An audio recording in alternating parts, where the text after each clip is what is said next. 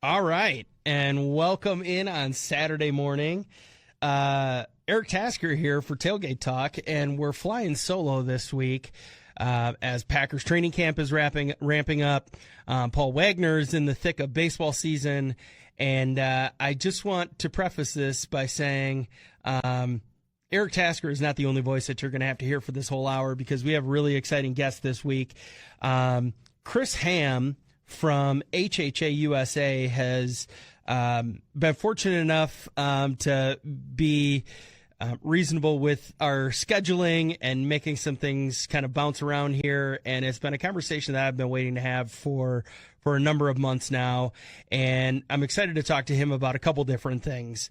And we will get to that in a little bit here. But what I do want to do is just highlight our sponsors here quick in the first break, because I have a feeling that we're going to go long in the next breaks, and I want to just try and tighten this up here and just make sure to give some love to Buck Rub Archery, Buck Rub Outfitters, which is in Pewaukee, a longtime sponsor of our show. Anything and everything that you need for your archery season upcoming, start thinking about that now, because before you know it, opening day is going to be here, and they are in stock with equipment. So whether you need to upgrade your sight, you need a new release, or if you need some repair work done, make sure to get in there and have them take care of everything that you need. Or maybe it's just you open your bow box and you think, oh boy, I've only got 3 arrows left. Now's the time to get some of that stuff taken care of. Bunzel's Meat Market, boy, with all this heat that we've had lately, it is going to be nothing but grilling weather for the coming few weeks. Whether you are hosting people over on the weekends, tailgating at AmFam Field, or tailgating for some of these country concerts that we have upcoming, which always seems to be a party, make sure to stop by Bunzel's Meat Market, 90th and Burleigh, and everything can be found on their website at bunzels.com. Bunzel's, your local meat market. And then lastly, I just want to give a shout out. As I said, Wags is going to be running around with everything for the Dock Hounds this week. They're just coming off of a little break, probably much needed, giving their pitchers and catchers a rest. The Lake Country Dock Hounds, we had a chance to get out there, and we did a sales function out there 2 weeks ago, and what an incredible experience. Really gorgeous facility that they have there.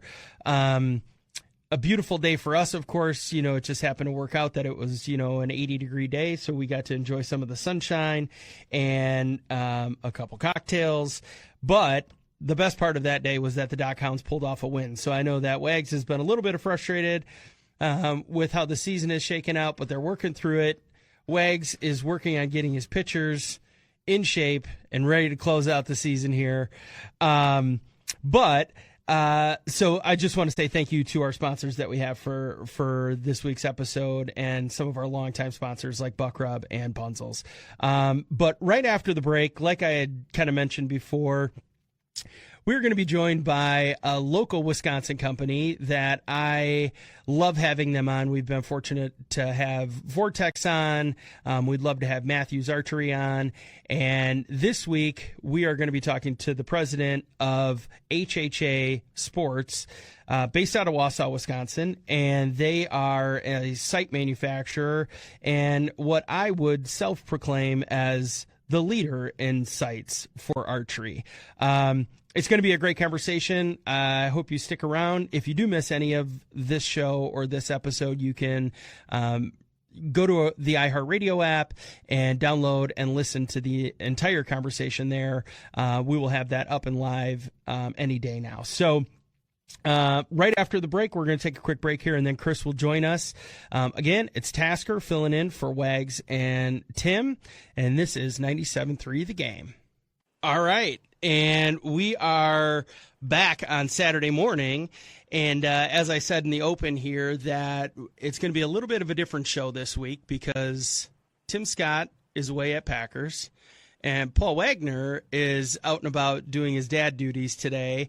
But good news is you don't have to listen to me all hour. We actually have a really exciting guest that is kind enough to take an hour of his time and join us here on 97.3 The Game. and talk about his business and the two sides of it. And it's a company that I have been a fan of for many years. And I was fortunate enough to kind of buy an entire new bow setup, which I have some questions about that for Chris. But HHA Sports is a Wisconsin company, and as we've had Vortex Optics on the show, we've talked a lot about Matthews on the show. I love to highlight these brands because A, we love to buy American made, but B, we love to be able to spotlight some of these companies that are proud Wisconsin companies.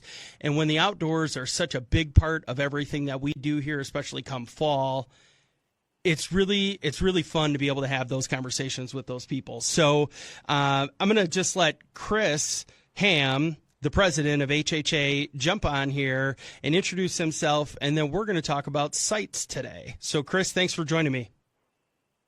Eric, thank you for having me. And man, I apologize. It was almost 4 months that your original email hit my inbox. And as you know, in the world of technology, emails and text messages, social media messages get buried. And about a month ago, the light bulb went on. It's like, man, I had an email from about 3 months ago that I should probably get back on. So this conversation might be a little later than expected, but all in God's timing. So happy to be here. Hey, it's kind of fitting because I think the mojo is starting to come around for deer season, as we're just like 50 days away now or something like that, and everybody. I should say, I was about to say we're all out shooting our bows, but I have been kind of lacking in that department because I've had a lot of home projects that the missus would like me to get done before I disappear for a few months into the woods. But it's perfect timing, and I'm glad that we were able to connect. And it's funny, I kind of joked about our first conversation that we had with a couple of my buddies, and that you said, I feel bad. It's been probably 3 months since I initially reached out to you, and you were finally getting back to me. I'm like, I would love to have this conversation at any point in time. So I'm glad that we're finally having it. So why don't you, so I know that we kind of had this conversation. I kind of know where this is going to go, but why don't you give me some of your background and just tell me a little bit about HHA Sports. Now, I know your dad started the company. What actually made him start an optics or a sight company, and kind of give me the background leading up to today?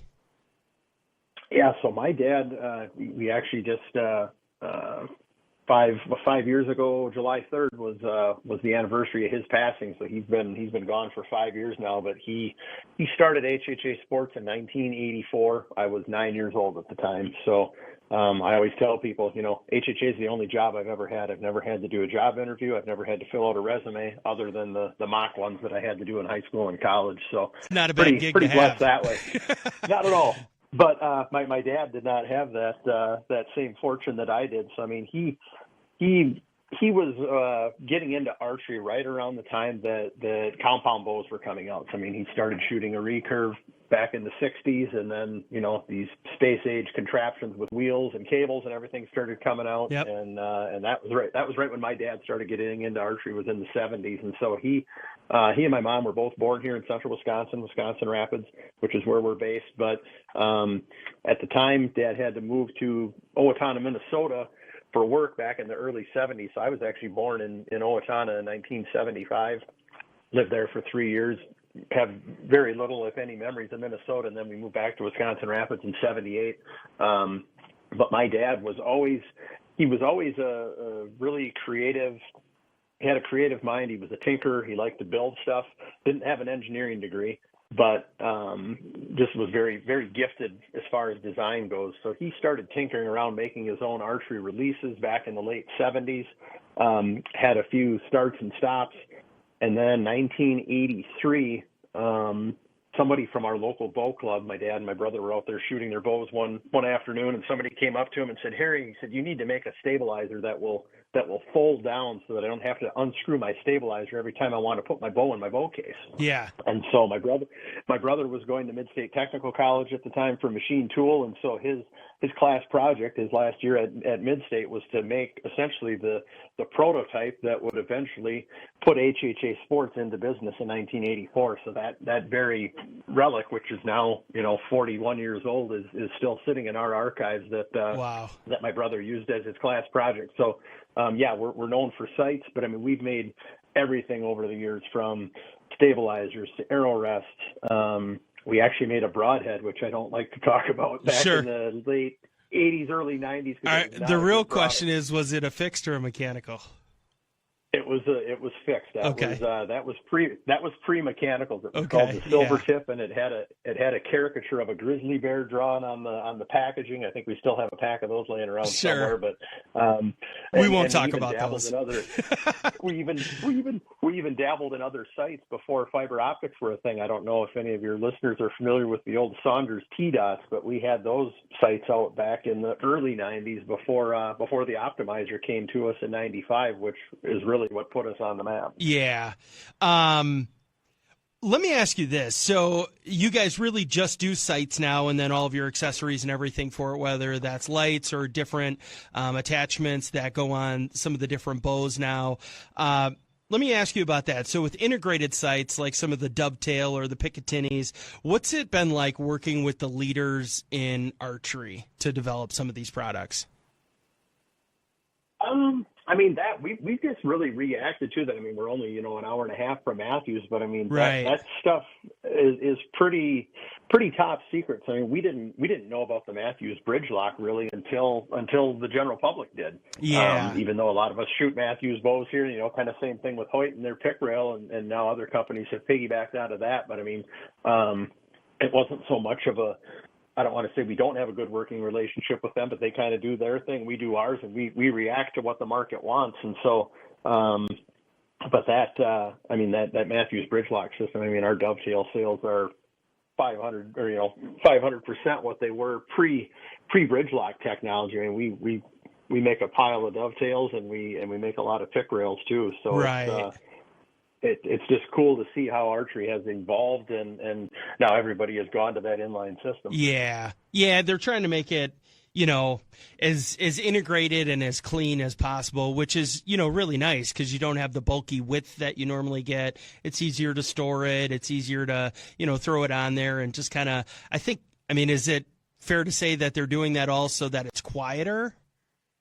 Or is it I don't know if it's a quiet. I think the big thing is the balance of the bow. I mean, now you Sure. don't have a sight, hanging off to the side of it, whether you're right or left-handed. It's right down the center of the riser. So the balance of the bow, I think, has just gotten better with that technology. I mean, I do a lot of shooting around the house, and then we do 6 or 8 events every year for our nonprofit. So I mean, I'm shooting 3D archery quite a bit, and I just know personally myself, it seems like my shooting has improved over the last 3 or 4 years since that technology's been out there, just because the bow is easier to hold steady, whether you're shooting Sure. at 10 yards or 100 yards. So Yeah. So you guys are always developing and improving on America's Best Bow Sight. I have the Tetra Rise, the tournament edition. It was the sight that I had my eye on for a very long time. And to give you a compliment here, what I absolutely love about it is how smooth the wheel is for changing your distance. And I immediately fell in love with it as soon as I got my hands on it, because I was going from a different bow or from a different sight that it just didn't quite sit in the place that I wanted it to, and it was a little tougher to turn. But with this, you can kind of lock it into position.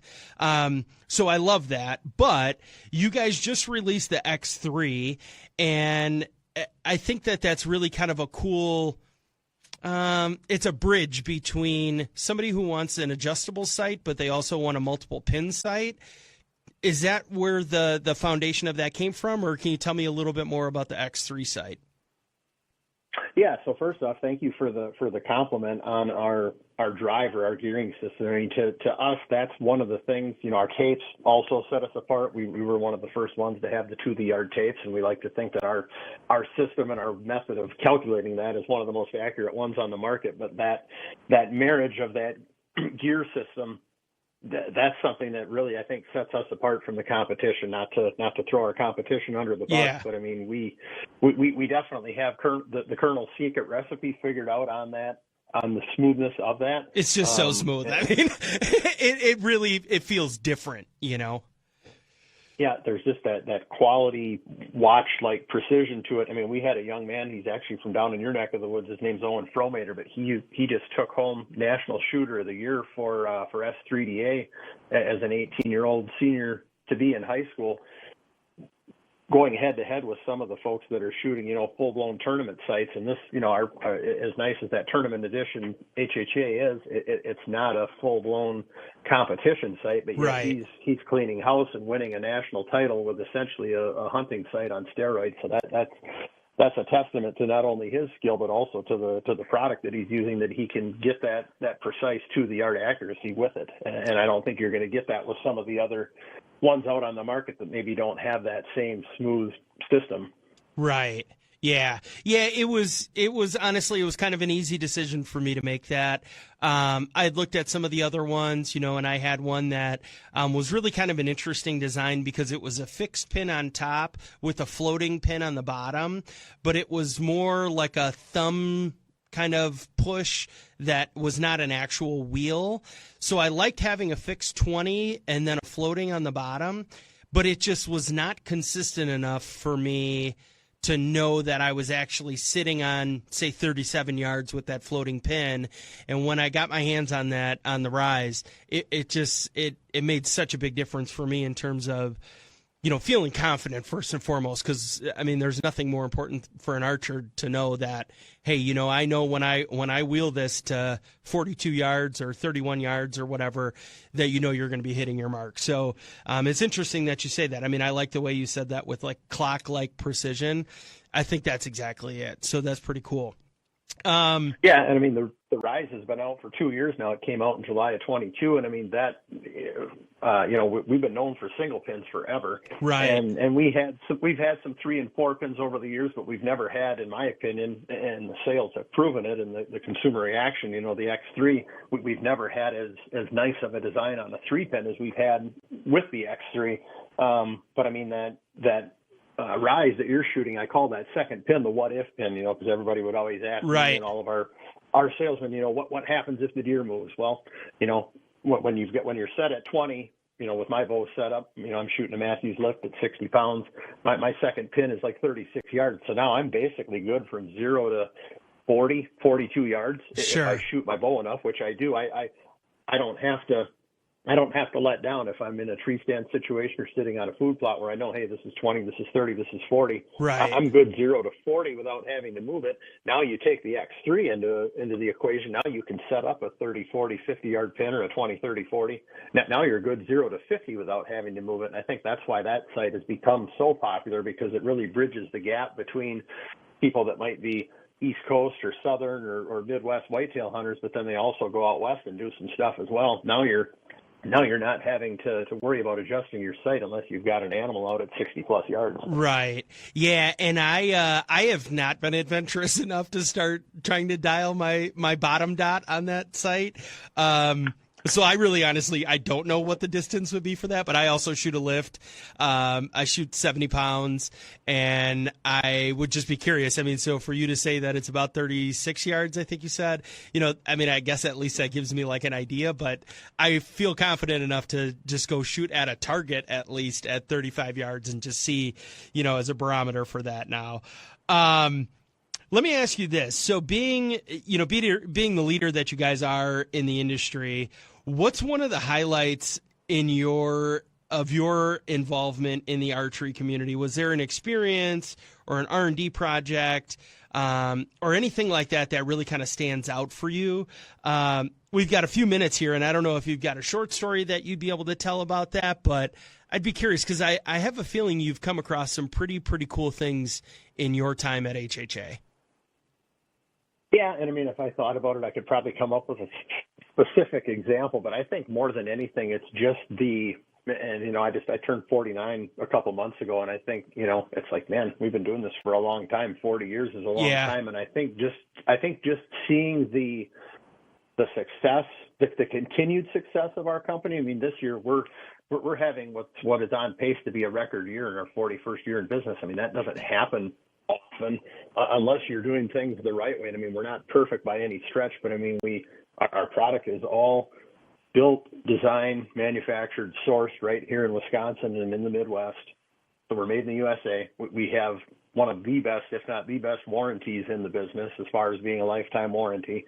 And our customer service is second to none. So that is something that was all put in place by my late father long before the internet was a thing, long before social media, before Instagram, before YouTube, before influencers. So we built a foundation as a company back in the 80s and 90s, pre the big tech boom, that really has only grown. The all that technology and the social media has just lit a fire under the foundation that we built. So it's really, really cool to see the same customers coming back year over year and then gaining this next generation of customers. So I think for me, probably one of the most rewarding things is just knowing that we've got a great team of almost 50 employees. We just had a quarterly work party for them last week and spoke to them at length just about, we can't do this by ourselves. Yeah, I might be one of the owners. My brother might be.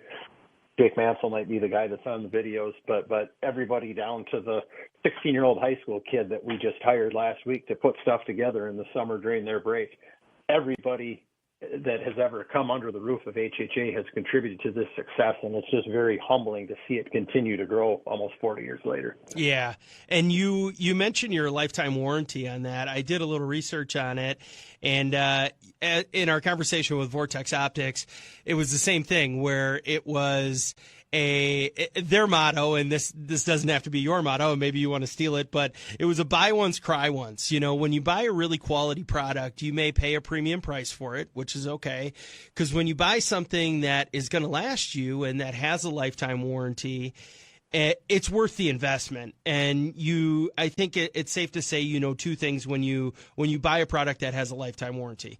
It's worth the investment because, it's a quality product, and it's got to be really well built. And I see that your warranty actually states, because I was curious about it, say it's the middle of bow season, something happens with my site, I send it to you, and you guys say that you're able to get it back or process it, refurbish it, or fix it within 48 hours and ship it back. So you're probably down for less than a week then. Is that safe to say?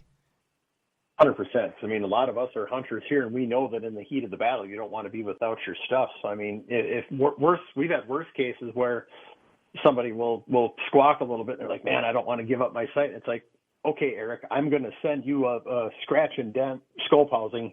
Throw that one on there and get me your other one back. So right. we at least will get that individual using something that they're either going to stick in their tackle box or send back to us with a shipping label. So we don't want people to be down and out, especially in the heat of the battle. But I mean, as a consumer myself, when I go to buy a product, yes, I want a quality product. But if the customer service and the team behind it isn't worth a pinch, I'm not going to go that direction. Sure. I've been driving Ford trucks for almost 30 years because they've always been good to me, and so have the people that have backed it. I've been a DirecTV customer for almost 3 decades. I work at the same financial institution that I have since I had my first checking account in high school. So I mean, there's a lot of people making good products, but yeah, the people portion of it and the human element behind the scenes and how they take care of you and treat you is every bit, if not more important than the physical product that they're putting in your hands. Yeah. I love that about you because I'm also the same way, and there's not much that I'm incredibly loyal to like I am with my outdoor products. I shoot Carbon Express arrows. I shoot either Montex or Mega Meats right now for broadheads.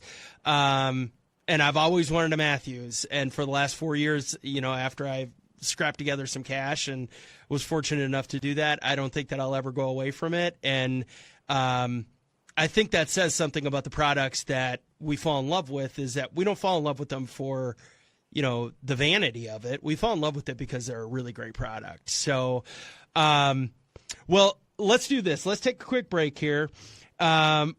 You kind of teed this up, and we're going to talk about this in the next break here, is the nonprofit side of HHA, which is HHA USA. And you and I are both proud of what our veterans have done, but we also know that there's a lot that they go through once they return or when they're done with their service. So you've kind of found a way to do some healing for them. And we'll dive into that a little bit more after this quick break here. Again, we're joined with Chris Hamm from HHA, and you are listening to 97.3 The Game.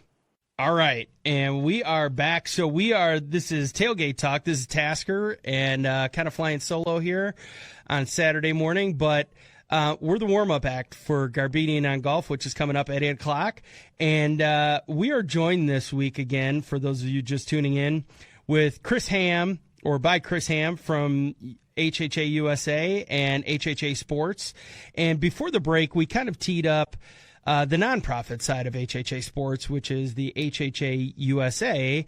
And, you know, Chris, what I love about this is that in our first initial conversation, the past 10 years have been kind of interesting for you, or maybe it's more recent than that. The past 5 years have been a little interesting for you.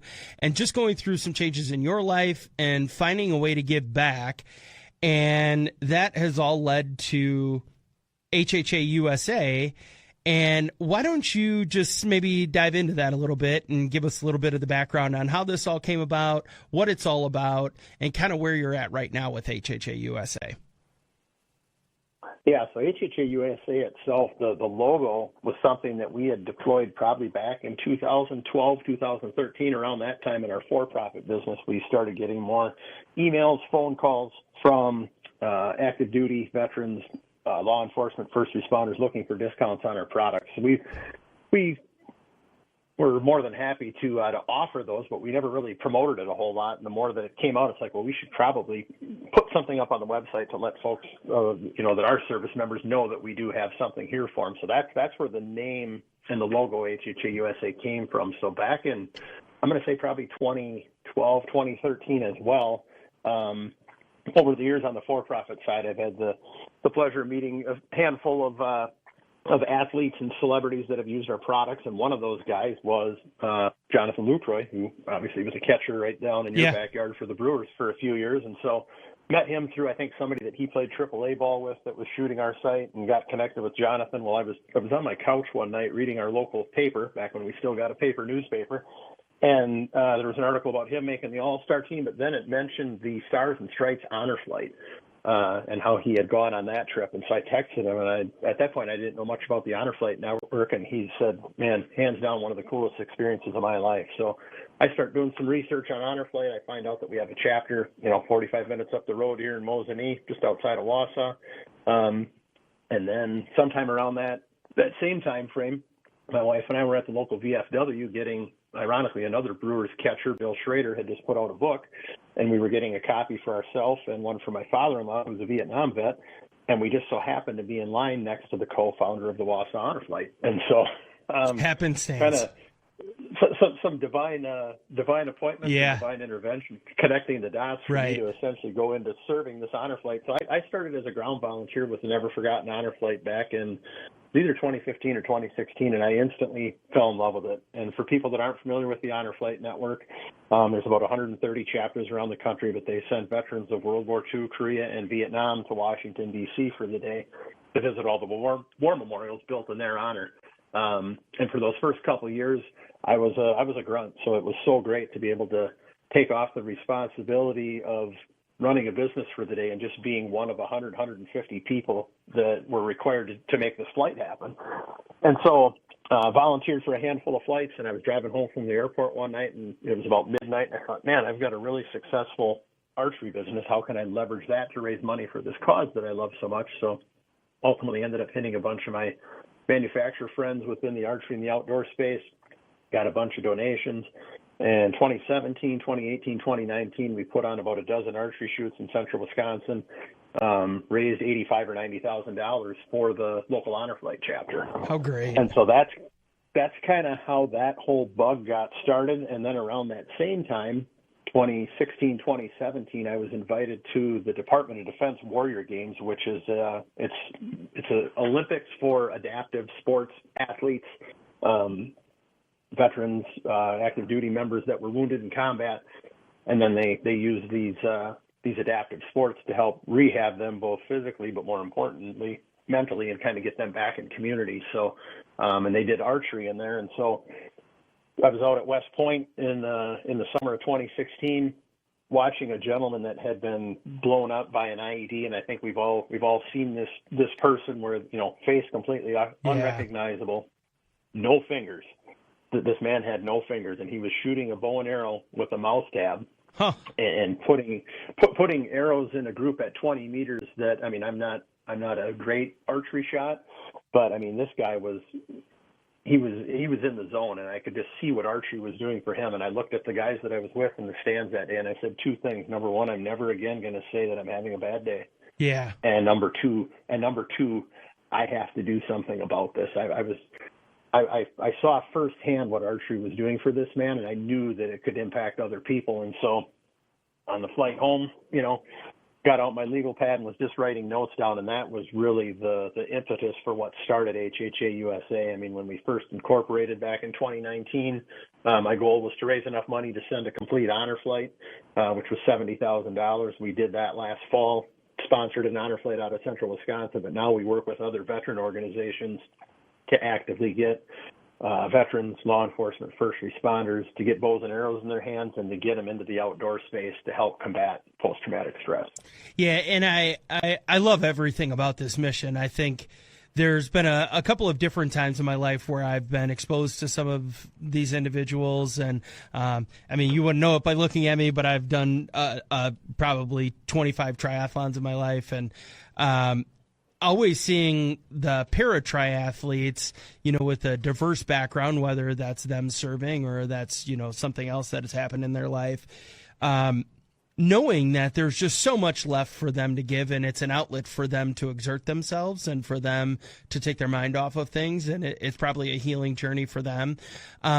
We also do an event every year with our afternoon hosts on 97.3 The Game, Drew and KB. They do a performance or a show with Guitars for Vets, which is, another program that's kind of like that, where they actually have like an 8-week course that veterans are able to go through this. They learn how to play the guitar, and then they have national partnerships with Gibson or Fender or whoever it might be, that at the end of that, when they graduate, they actually are gifted a guitar. And it's just another one of those outlets that offer somebody, because maybe not everybody's into hunting, and maybe not everybody's into playing the guitar, or maybe nobody wants to swim, bike, and run, or whatever that is. But having a number of those different outlets is really cool.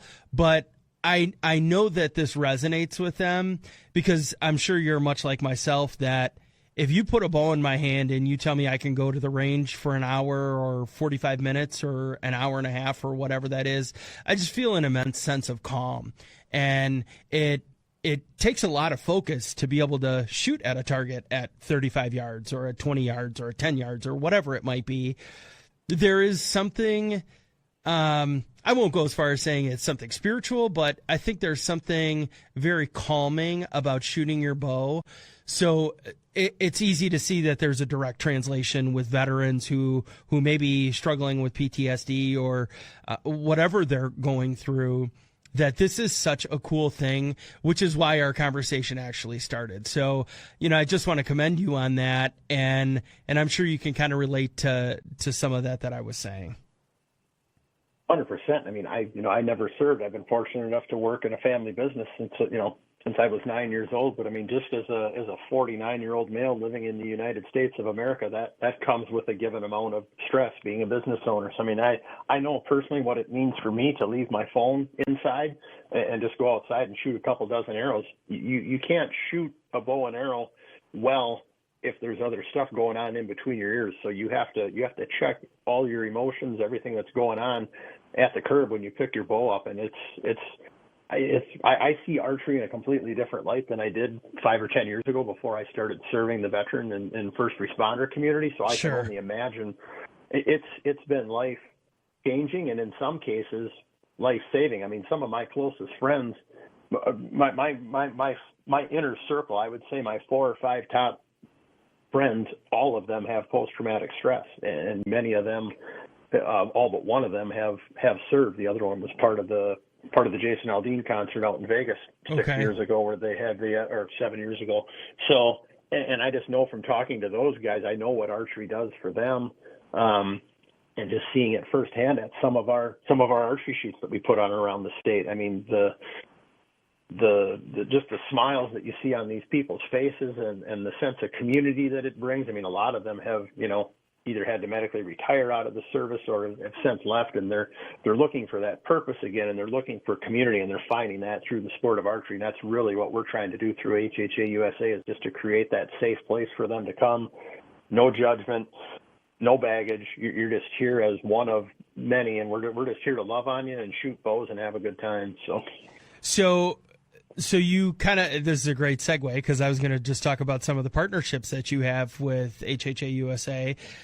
Jason Aldean is, I don't know if he's one of the founding members of the E3 Ranch, but he's kind of part of that group with Luke Bryan, and there's a number of baseball players that are a part of that.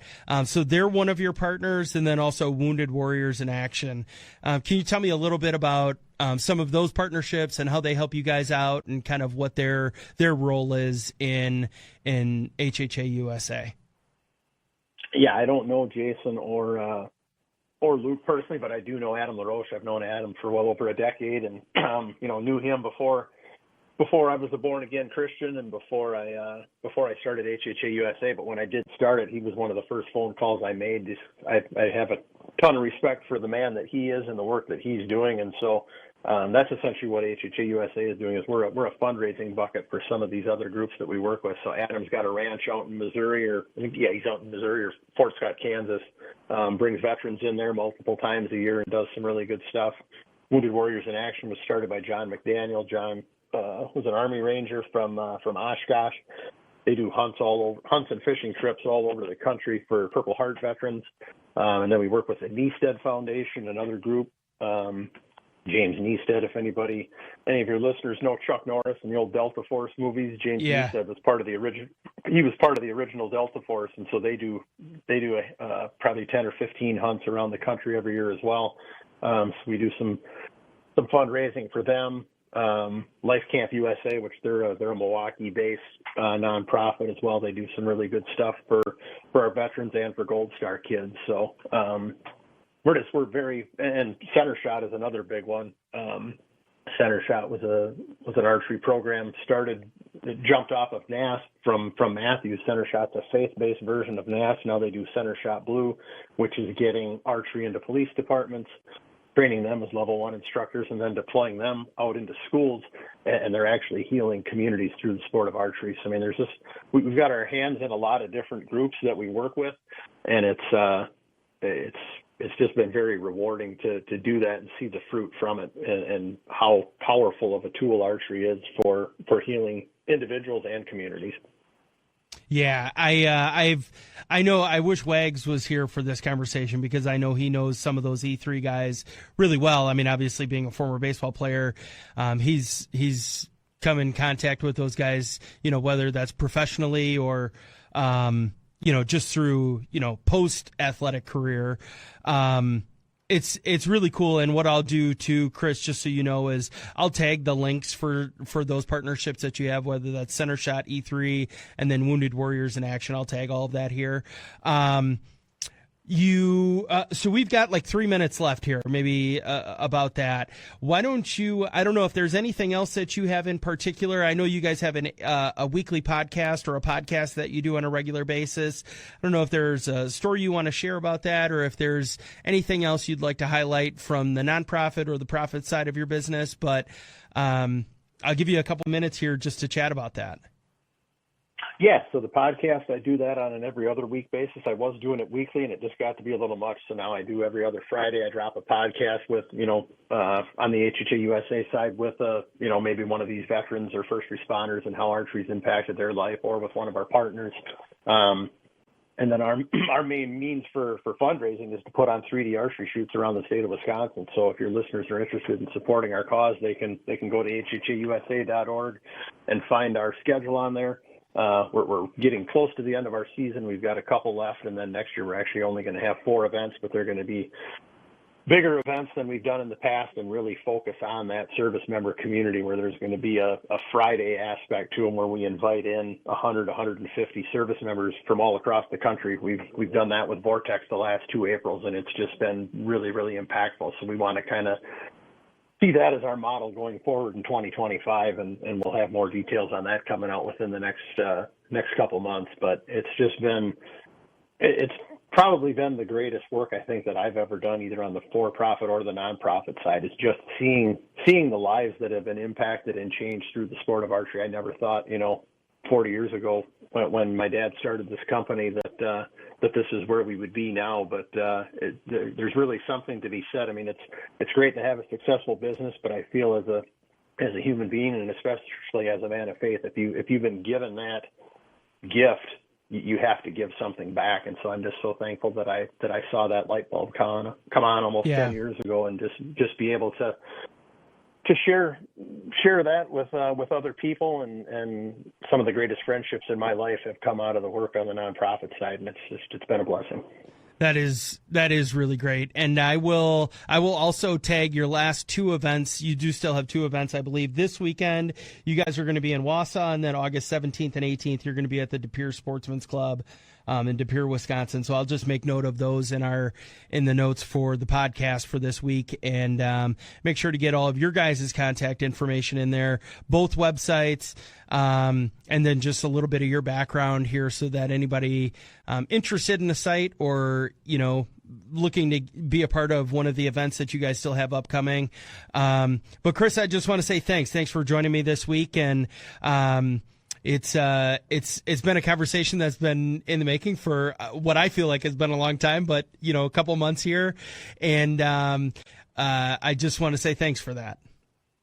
No, and I thank you for the opportunity, and not that I'm going to invite myself back, but I would love to get your whole crew to come to one of our events next year, and then we can unpack that experience over another show once you've had an opportunity to actually see what we do in person. I would love that.